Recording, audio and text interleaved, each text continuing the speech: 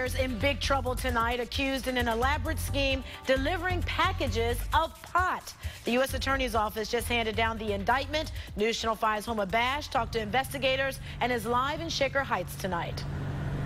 Yeah, Danita, all 5 mail carriers worked at the post office here for the last couple of years, and now they're likely out of a job, facing some serious jail time for a drug delivery scheme that'll just have you shaking your head. Something I would have never thought about, but when there's a will, there's a way.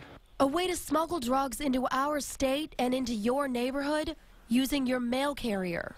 Unfortunately, it doesn't necessarily surprise me. It's part of a scheme involving 5 Postal Service workers out of the Shaker Heights post office. An 11-count indictment handed down after a year-long investigation.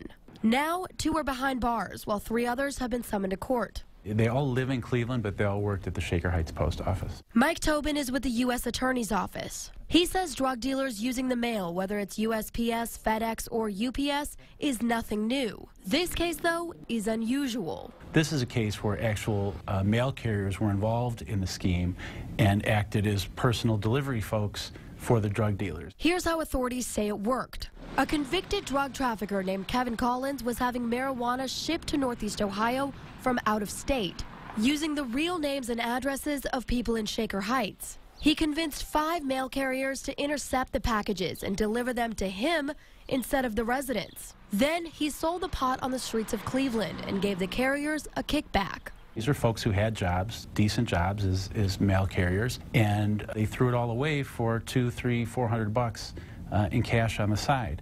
Residents we spoke with aren't really surprised at the scheme, but they are disappointed. You know, back in the day, you always knew your mailman, and nowadays you don't necessarily. You might have somebody one week and somebody else another week.